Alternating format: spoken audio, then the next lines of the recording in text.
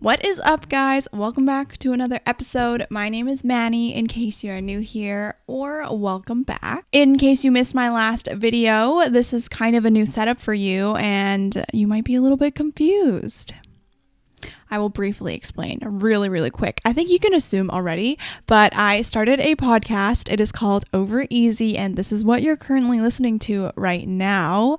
It's very exciting, and if you want more details, check out my last video or my last episode on Spotify, because that is where I give you all the details about why I started a podcast. So today it is the official first episode of the podcast, which I am very excited about. I feel like I don't even know, it feels like it's really real. Even though I already filmed an episode and I already filmed a trailer, I feel like having a first episode about actual topics is actually getting started with this podcast, and so exciting. I'm very excited.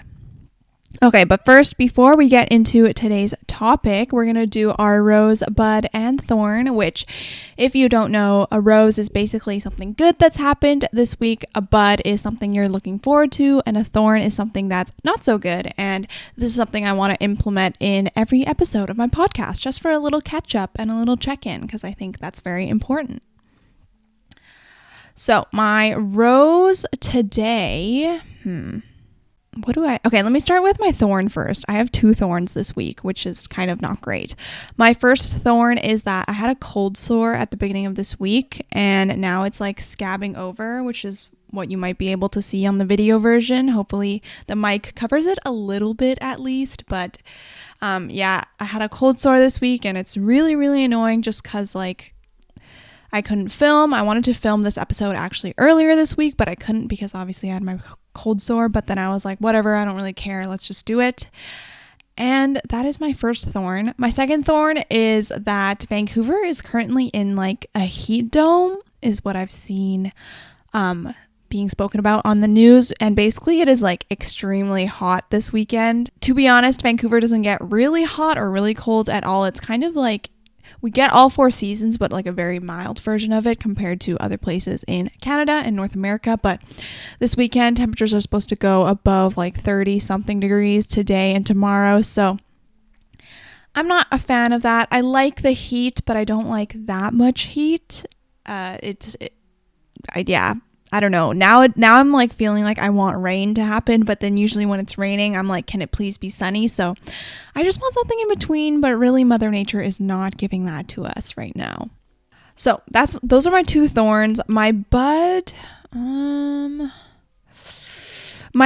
is honestly that it's going to be July next week. I've been working a lot recently just because that's how it is sometimes, and I feel like July is going to be a little bit more chill so that I can spend more time with my friends and catch up with them, because I haven't seen a lot of them in quite a bit.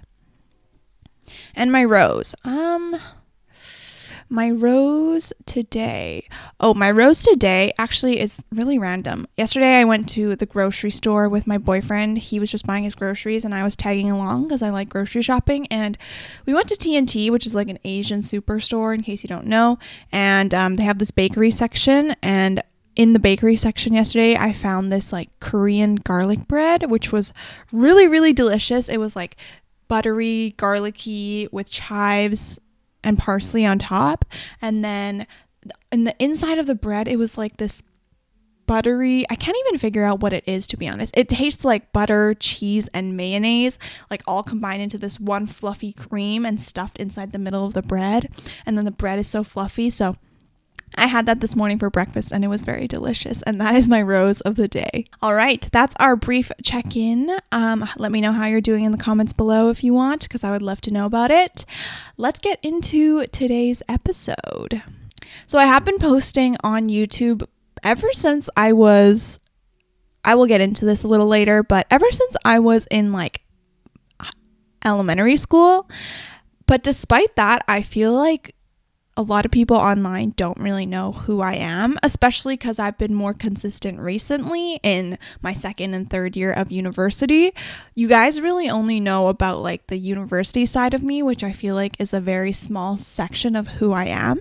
And I love getting to know about people's life story and like getting to know about why they are who they are and what has shaped them into who they are, basically. So today we're going to go over my life story, which is definitely very interesting. Basically going to go over just major events that have happened in my life, things that might have shaped me into who I am today, basically. And I think this first episode was really important, and why I wanted to do it was because I think it sets up a lot of the biases that I have in my life. Because obviously everyone has a different perspective and everyone lives through issues differently. So I think it's really important when in the future I talk about different issues that you understand why I'm talking about them from a certain perspective. And I think my life story just like gives a little more insight into why I am who I am and like what has shaped me into the perspectives that I hold today and the biases that I hold today, because it's so obvious. I think everyone knows that we all have biases, and we all, as impartial as we want to be, are still influenced by a lot of different things in our life. So it's really important to acknowledge that and be aware of that when you're speaking about important issues and also just like living life in general, because it's really harmful to assume that everyone has the same perspective as you. And it's really important to be aware of that, especially in today's day and age. So let's get started. I've only lived 21 years, so my life is not that full. I feel like I want to do this again in like 10 years, 20 years, and it'll definitely be different because I'm only 21 and there's so much life ahead of me. But I'm ready to get started if you are. So let's start from birth. When I was born on April 2nd of 2000. I wasn't born in Canada. I was born in China, actually, in Guangzhou, which is where my mom's side of the family is from. My dad's side of the family is from close to there. They're from Shenzhen. So both of my parents, they're from mainland China, and the rest of my family basically is from mainland China. Pretty much everyone in my family lives there.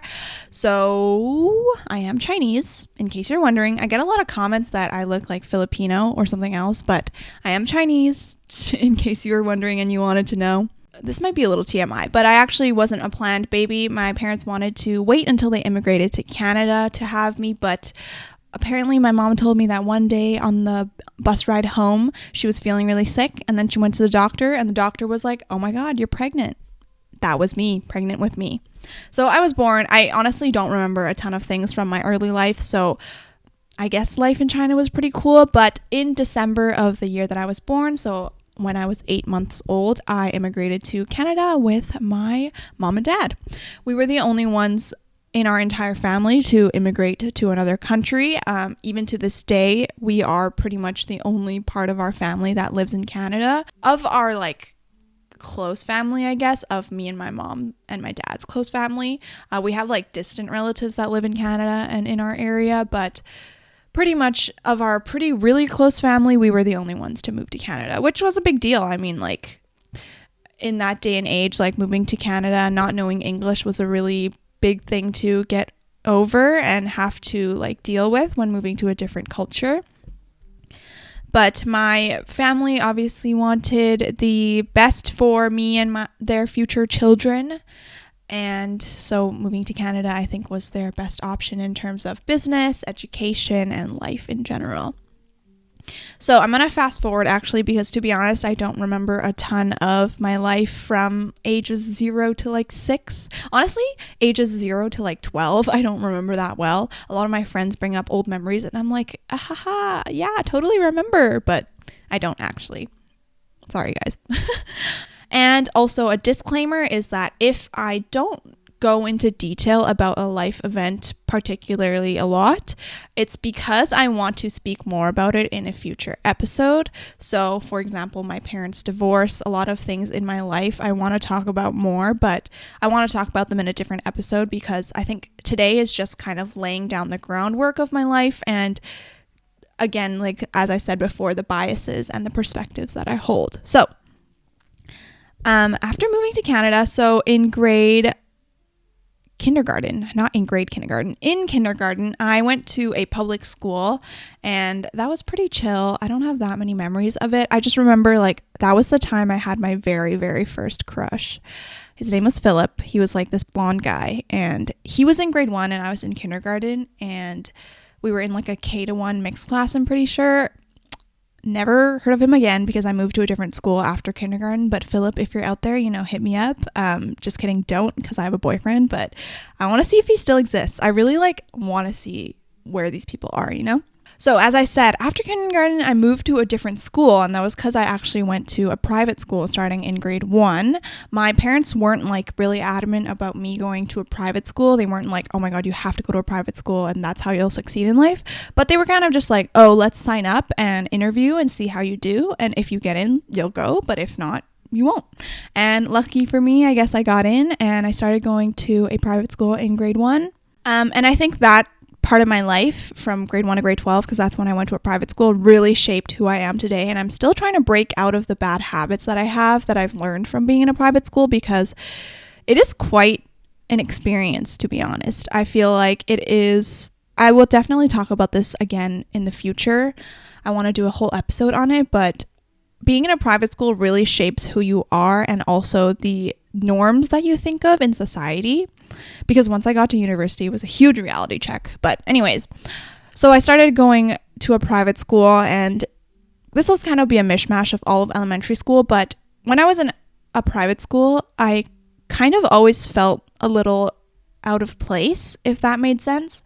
Because first of all, my private school was in like Vancouver, and I lived in the suburbs at the time, and all of my other friends who were in the private school lived in Vancouver. So I felt a little like disassociated that way. I feel like it's not a big deal, but it's kind of weird that like, I never invited friends over just because I lived a little further from school and no one really wanted to go to the suburbs part.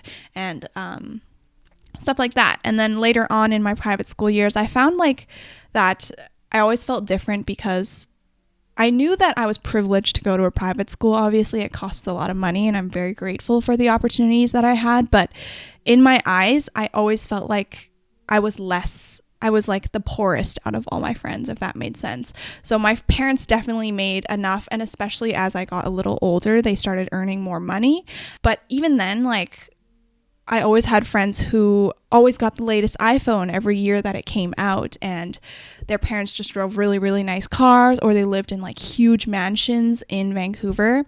But I was never like that. Our family was quite like modest with our spending habits, and I never knew if it was because my parents liked to save a lot of money, or they were like teaching me a lesson, or we just didn't earn enough money or earn like the same amount of money as those people that I went to school with.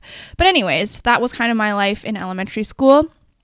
Kind of relating to another part of my life is when I was probably 6 or 7, I started watching YouTube. So that's a really, really young age. I just remember I would go on my dad's laptop because I didn't have a computer at home, and I would just go on YouTube. And this is what I remember the most is when I was like not grade 6, when I was 6 years old, I would watch Club Penguin music videos on YouTube. More specifically, I would watch people make Club Penguin music videos to the song Bad Day by Daniel Powter. Iconic moment for me. That was probably like the starting stages of me loving YouTube, and that was like how it sprouted in my life. It was at the age of 6 when I was watching Club Penguin videos. So all throughout elementary school, or not all throughout, I think starting at age like 10, I started like making my own YouTube channel with like the little iPad that I had at home. I would like copy the influencers that I saw online. At the time, it was like MacBarbie07, Zoella, those kinds of things. And I would show like my favorites, or like, I don't know, whatever like middle schoolers do.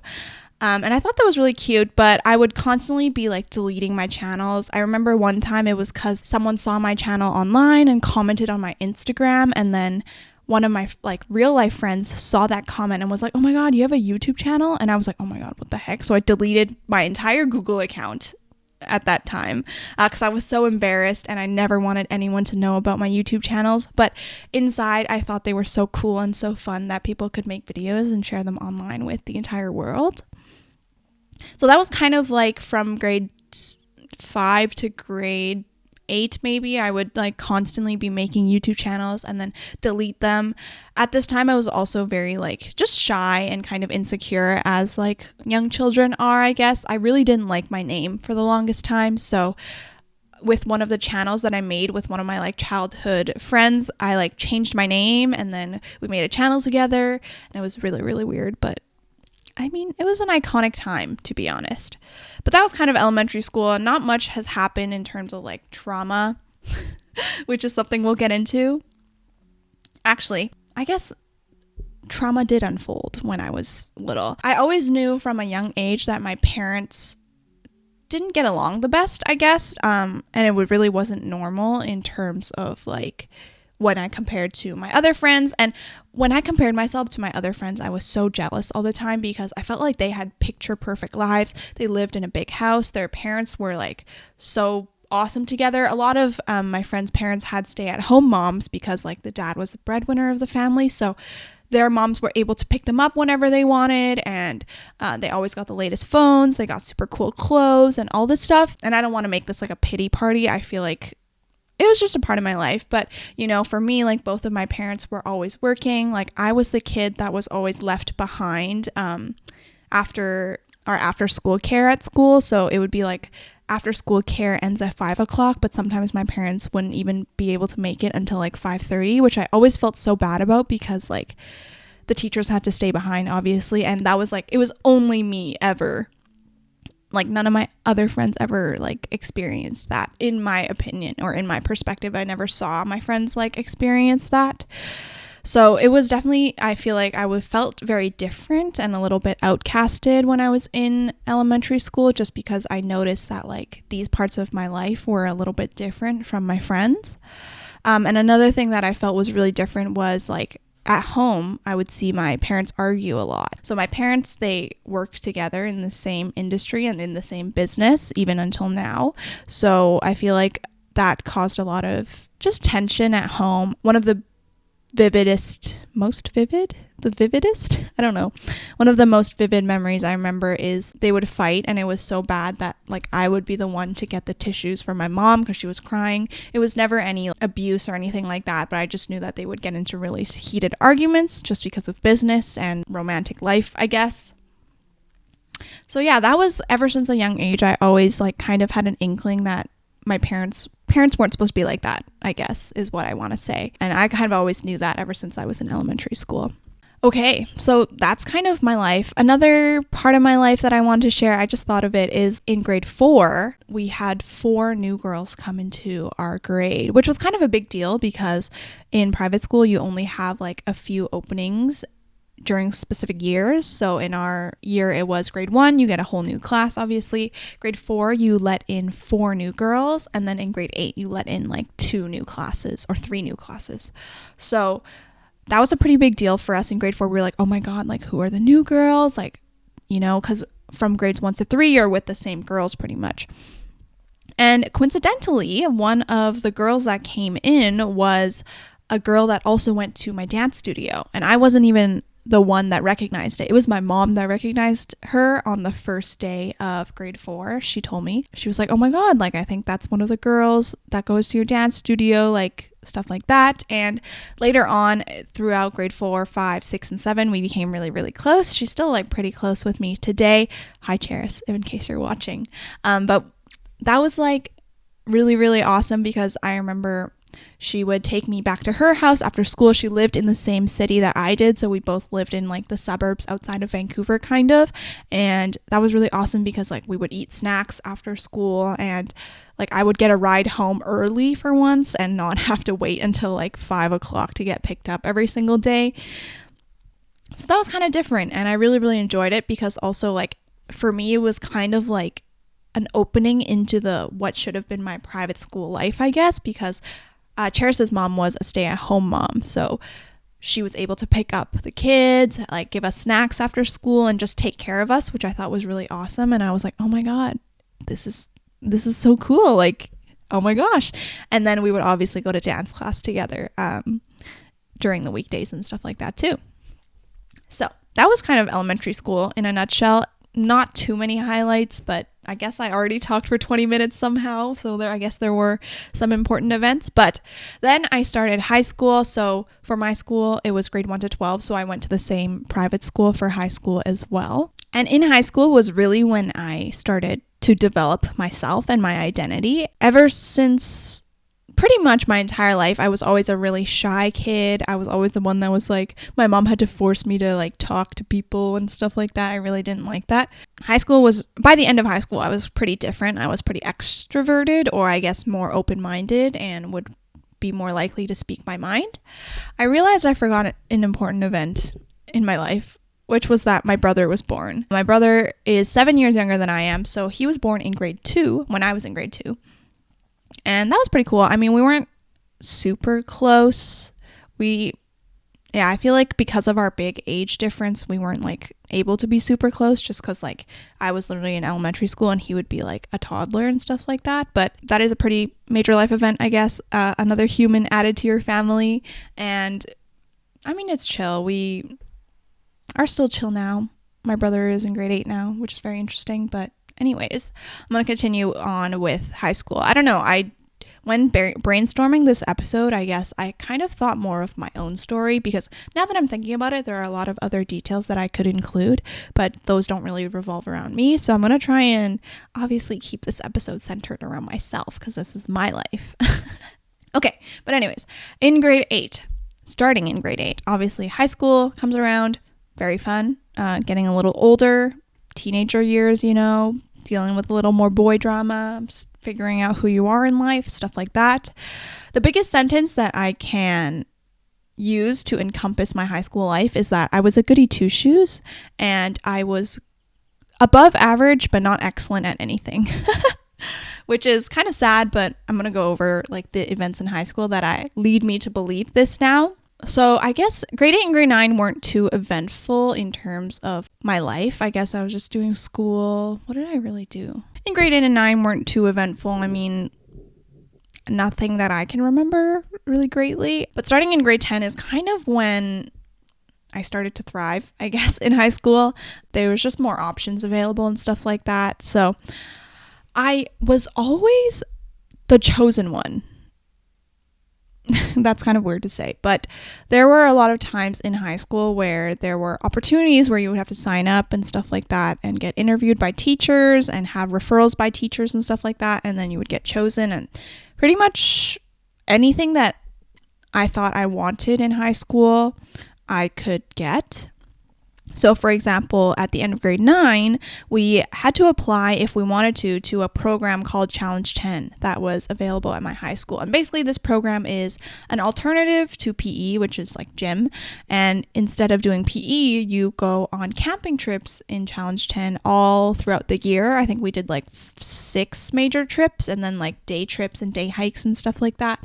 And this program, you had to apply to get in. You had to have like good enough grades basically, and also like just good teacher references. And me being a goody two-shoes and also like pretty good at school, not spectacular, but good enough, I got like mostly A's, few B's, I was chosen into that program.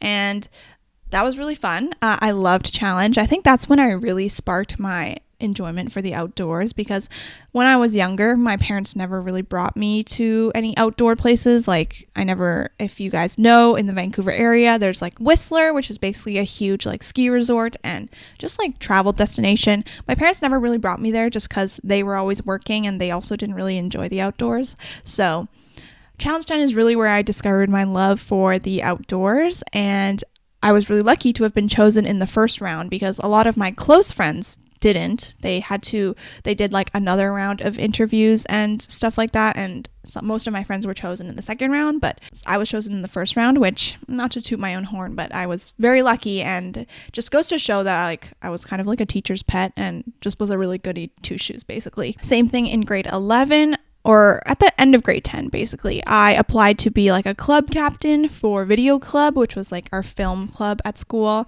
That was one of my interests starting in grade 10, and I got the position, which was I was very lucky. And same thing in grade 12. In grade 12, you had the option to be like kind of on student council is what I think a lot of people would think of it as. But it was like a leadership team, basically. There was like the head girl or the valedictorian. There's the assistant head girl, and then like a team of prefects. And it was like a school-wide vote with teachers and stuff like that. You had to write a whole application, an essay, and all that. So I was lucky to have been elected into a leadership position. And I guess it just kind of goes to show who I was. I was a very like goody two shoes, as I said before. It was just like everyone thought I was nice. I was like really close with a lot of the teachers that I had, and just like pretty good at school as well. So I had a good reputation in high school, I would say.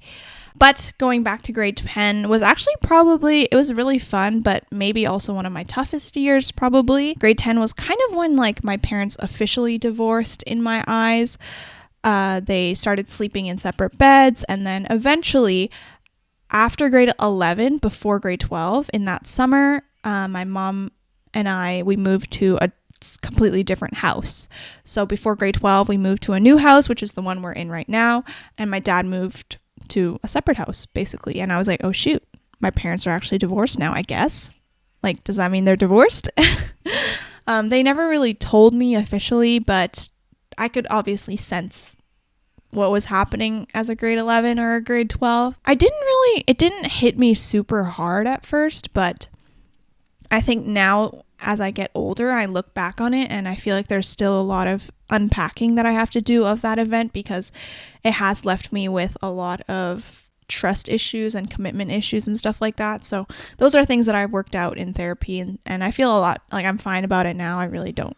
It's just life. That's just how it is. But at the time, I was kind of like, oh, I don't really know anyone else's parents that are like this. Why is it just me? In grade 10/11 is also when we start thinking about university. I really didn't like my high school because it was so toxic surrounding this topic. Everyone just, it kind of bothers me to this day, but it's just like so toxic in that like university is such a defining factor of who you are in your later years of that high school. So starting in grade 11 pretty much in Canada is when you have to start thinking about like, what am I going to do in the future? Because that's when you start doing your course selections. You have to choose like, am I going to cut out all the sciences, or am I going to continue the sciences? Stuff like that. And in grade 10, I did film class, which was like a half year elective basically. And I really, really enjoyed it. It was so much fun. And that got me on the kick that I was going to go to film school. That was my general direction for most of grade 11 and grade 12. I continued taking film in grade 11, and I took a fewer sciences courses. I only took biology.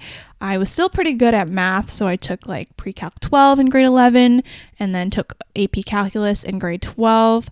And pretty much I was just setting up my life to go to film school because that's what I thought I wanted. I really liked film class at school. I wasn't making YouTube videos consistently at the time, but I did make YouTube videos here and there. Honestly, a lot of the videos are deleted now, which kind of sucks because I would love to watch back what I made in high school because I can remember some of them now. They're quite cringy, but they were like what I thought was cool at the time, you know? And all throughout grade 11, I was thinking that, yeah, I'm going to go to film school. My dream was USC because obviously USC is like the best film school in the world pretty much. I didn't really want to go to NYU just because I didn't want to live in New York. I didn't like the cold. Still don't. And yeah, I just like wanted to apply in California. I was thinking I was going to go there for university. I guess one of the big things that kind of stopped me though was I knew it would kind of be tough on my parents financially, because when I was applying to university was when now I became sole custody of my mom.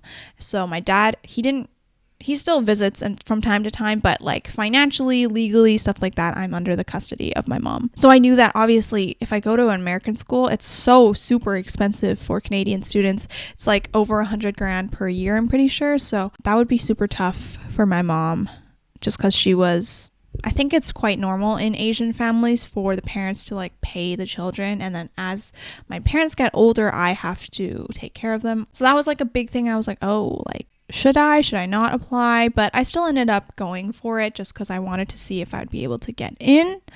And then I started grade 12, which is pretty much that. Starting that time of my life, I remember a lot more. I don't know why. I feel like I just have really bad memory. But yeah, in grade 12, first semester, you're pretty much focused on getting your university applications through. I applied, as I said earlier, to a lot of the California film schools. I applied to USC, UCLA, Chapman. I ended up applying to UCSC as well. And I think that was it. And then I applied to a bunch of universities in Canada. I have a video on my channel about my university journey, but I'm going to briefly go over it because I feel like that does apply to how I got to where I am. I wanted to go to film school for the longest time. So in grade 12, when I was doing my applications, all of my American schools were going to film programs. My Canadians were kind of a mix of Bachelor of Arts and film, I think. But as I was getting through the university application process, I kind of realized, oh, film is not as fun as I thought it was. And this is kind of like a defining point in my life because I realized that film for me was fun as a hobby and I really, really enjoyed it, which is why I thought I wanted to go into film. But it started becoming like I had to write about it. I had like constraints on my filmmaking and people were going to judge my filmmaking. That is when it started becoming not fun because I was like, well, no, this isn't, I don't want to. And I was just like not putting effort into my applications. I remember, I haven't ever told anyone this, but for my Chapman application, I was like on this one page of the application for the longest time. And I thought that was the only page of the application until I submitted that page. And I realized there was another page and it was the day before the application was due. And I had to submit a film on the second page. And I didn't even know until the day before. So I literally half-ass filmed this like stupid film. I don't even know what it was at this point. I don't remember anymore. And I did it the day before, which you can probably guess is probably really bad. It was very bad, definitely. And then I submitted it because I didn't care enough to actually put my heart and soul into it. I realized that I didn't like film school anymore and I didn't want to go. So needless to say, I got rejected from my American schools. I actually got into UCSC because I didn't apply to film for that school. I only applied to like Bachelor of Arts general. So I got into UCSC, which is pretty cool. Did not end up going. Obviously, I go to UBC now. And then same thing with my UBC application. So for my other schools, I applied to like Western, McGill, U of T, the regular stuff. I feel like if you're in Canada, those were all Bachelor of Arts though, pretty much. But for UBC, I decided to go for the film program. But the UBC application is due quite later than the rest of the applications. I think it was due, I think you submit it in January or December of your grade 12 year. I don't know. It was like quite a bit later than regular schools. So by that time, obviously I was like, oh my God, I am sick of applying to film schools. I don't want to go to film school anymore. And I already locked in that BFA, Bachelor of Fine Arts, was my first choice for UBC. So I literally just stopped my application. I just didn't even submit it on that day. And then I just put Bachelor of Arts on my second choice, hoping that I would get in. How UBC works basically is that like they let you know about your first choice first, and then they wait until they have some more spots open up before they tell you about your second choice. So obviously I got rejected from Bachelor of Fine Arts of UBC because I didn't even finish the application. So I was waiting for my BA status at UBC and I was like, oh my God, like this is so nerve-wracking because for the longest time while I was waiting for UBC, I thought I was going to go to Western. I got into the media information technology, I think, or something like that at Western. It was a BA and I thought for the longest time I was going to go there because I was like, oh my gosh, I want to move out. I want to be myself, stuff like that, and go to a different school in a different part of Canada. That was until in May, I think, late April, I got an email that I got into UBC, and I still remember this moment. I was in our grade 12 like lounge. We had like a grade 12 area just to ourselves, and I got my email and I was like, oh my gosh, I got into UBC, and I literally started crying at that moment. And at that moment, I realized, oh, like I think I want to go to UBC more than I realize. It was just like, I think a bit more stigmatized. That's like a really strong word to use, but people just didn't want to go to UBC, I guess, starting from my school, because we were still in Vancouver and it was like literally down the street. My private school was like 10-minute drive from UBC, to be honest, not even. And people just like thought that moving out was better at the time. So I kind of fell into that as well, I guess. And I thought, oh my gosh, like I don't want to stay in Vancouver. I want to move out, because obviously who wouldn't? I want to go to Toronto. I want to go somewhere else. But I got into UBC and I was so excited. And I was like, I think I'm going to give this a shot. At the end of April, I also toured UBC with one of my friends in grade 12. And when I did that tour, I was like, yeah, this is the school for me. It was so beautiful. It was my favorite UBC weather, which is when it's sunny out, but it's not like super hot and it's a little bit windy still. So nice. I fell in love. I was like crying the whole tour because I was just so happy, and I was like, this is the school for me. I am going to UBC for sure. That's kind of how I ended up at UBC. My university story was, I guess, a little more different than the rest. I didn't really know what I wanted to do, and to be honest, right now I still don't know what I want to do. But going back to other parts of my life in grade 12 was also when I got into my first relationship, which I think also built a lot of the issues that I still have to this day. It was just like a high school relationship, to be honest. Now that I look back on it, we started dating at in the middle of grade 12, like January-ish, and we went to prom together and all that stuff, like brought him as my grad date. You know how it is in grade 12. And then near the end of grade 12, I guess another tangent. This is gonna be kind of unorganized, but this is talking about the end of grade 12 still. I realized that I was kind of getting into that mindset that I feel like I was excluded from, as I was talking earlier about, with my private school friends. I don't know what happened. I don't know if like my parents started earning more money and stuff like that. I don't know what it was, but I just became really, really stuck in this private school mindset. I was very, very privileged, of course, but I got to drive my own car all of grade 12. So I drove myself to school every day pretty much. Like for our spares, we would go out for lunch like almost every time, because we were done our applications and we had a spare and we could go out for lunch all around Vancouver. Everyone was really obsessed with this one prom dress store in Vancouver, and it was really, really expensive. And I feel like I kind of fell into it too. And I was able to buy like a really expensive prom dress that I've only worn once in my life and stuff like that. And I feel like that was like a really big lead up to a turning point in my life, I guess, where I was kind of just stuck in this private school mindset. I was like, oh my gosh, spending money, don't have to think about it. Like, this is so great. I can do whatever I want. And obviously that needs to change, because I was in grade 12. I guess my mom let me live my like high life for a little bit. But when I got into university, I was like, oh shoot, this is not good. My mom actually got really mad at me for that, spending so much money, because it wasn't even my money. It was her money. So sorry, Mom. But that was a big turning point in my life. Anyways, so then I graduate high school. I'm all done high school and it was very fun. I'm going to UBC, very, very cool, blah, blah, blah. And then I start university. For the longest time, my high school boyfriend and I, we thought we were going to break up before we got to university, just because like we were like, oh, he's going to a different school in Ontario and I'm staying in British Columbia. Long distance is not fun. Feel like that won't be great for like my first year experience, stuff like that. But the first day that I moved into my dorm and he left, they were coincidentally the same days, like my move-in day to dorm and also his day to fly to Ontario. I was in my dorm the very first night. Don't know why I wasn't out meeting friends, because there were probably a ton of events going on, but I chose to stay in my room and we got back together.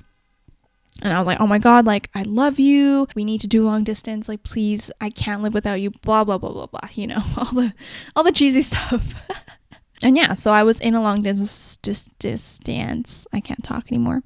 I was in a long distance relationship for a majority of my first year of university, which I feel like was a big part of why I didn't get to meet a lot of people, because instead of going out to meet friends and hang out with new people, I would be in my dorm room like calling my boyfriend at night, and I just really bottled myself into staying with the people that I already knew from high school. I had a lot of acquaintances going to UBC as well, just because like I'm from the Vancouver area and I got to meet a lot of people from MUN conferences and just like stuff like that, so I knew a decent amount of people going into UBC, but I really regret that I wasn't more outgoing or just like tried more to meet more people, just because I feel like in first year is when people really are down to meet new friends and just meet a lot of people. As you get older into university, into your later years, people just become more independent and more focused on their schedule and their studies or whatever else they choose to do. So it's just not as easy. But going into fourth year now, I'm definitely going to try again and just do more on campus, because I feel like once I graduate, I won't have these opportunities ever again. But anyways, at the end of first year was my first breakup. My long distance boyfriend and I broke up. I don't really remember why at this point. I think I was just kind of like, I felt so sad all the time. I just remember the end of my first year, I was crying a lot and just kind of sad.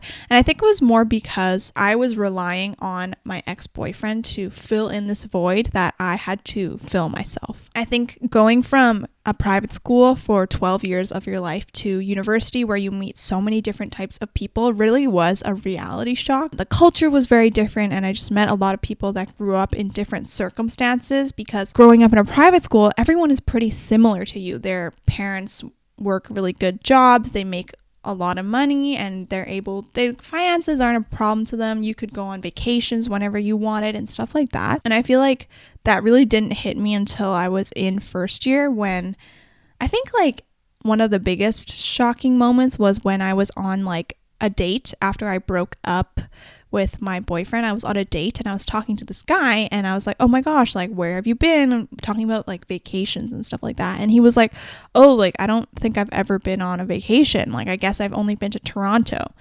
And I was like, wait, what? That was kind of okay.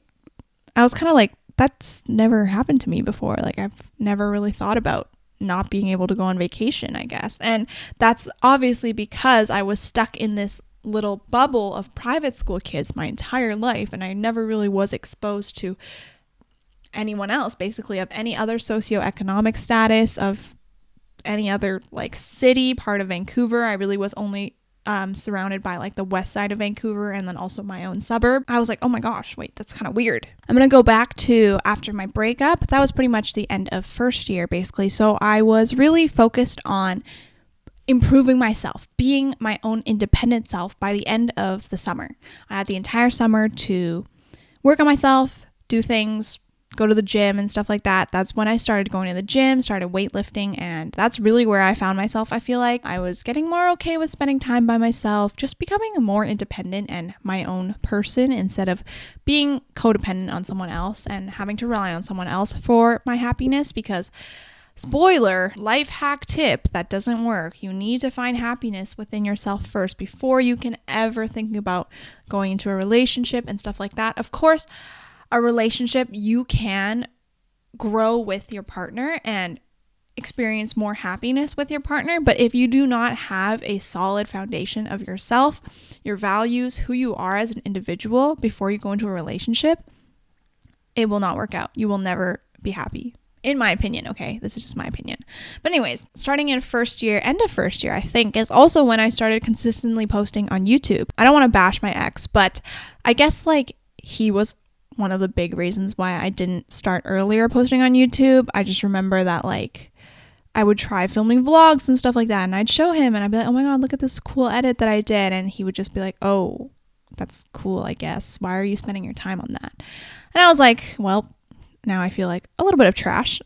But now that I broke up with him, I was able to start posting on YouTube. I vlogged a lot and I grew a lot that summer, I think.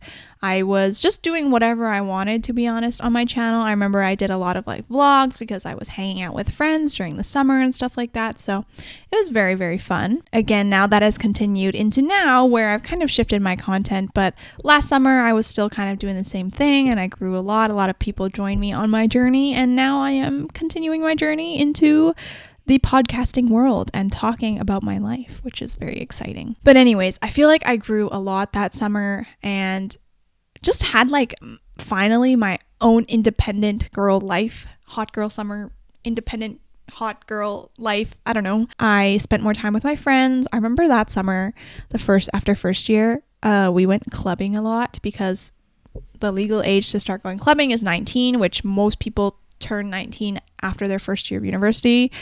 So it was very, very fun. We just had like wholesome, fun times, but at a club. So still wholesome though, don't worry. And I feel like going into second year, I was just so much happier in second year. Also, I just had like a few more friends that were going to UBC as well. And then I had more friends to hang out with at UBC. I had like solid friend groups, I would say, and I was able to hang out with them like consistently for lunch and stuff like that. But then I was also okay being by myself. So if all my friends were busy that day, for example, I was okay to eat lunch by myself and just like hang out with myself, which I feel like shouldn't be such a big deal, but it really was to me because I'd never done that before in my life. And I was like, oh my God, like hanging out by yourself, like that seems crazy. Anyways, that's kind of my entire life story up until now. I mean, during the middle of second year, that's when COVID hit. And then now I'm here almost a year later, more than a year later.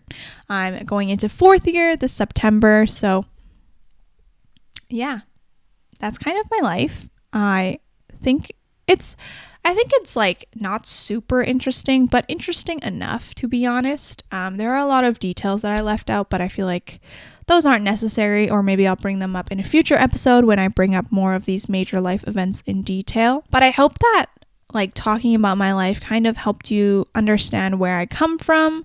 Obviously, in my entire life, I have been really privileged and lucky and just able to not have to worry about what I'm going to eat for dinner that day and not have to worry about like helping my mom pay the bills and stuff like that, which I'm really eternally grateful for. And I really don't want to be like bragging about it, but I think it is just a part of my life that I have to acknowledge and be like, oh, I come from a privileged standpoint, and that is where I'm going to kind of be when I talk about further issues and stuff like that. And also just like understanding of my life to kind of shape who I am. I guess you guys don't really deal with me on a personal basis, but I feel like a lot of, previously at least before I started therapy, a lot of my trust issues and like disappointment kind of started from when I was young and I had to deal with my parents fighting all the time, and listening to that as a kid probably isn't the healthiest thing.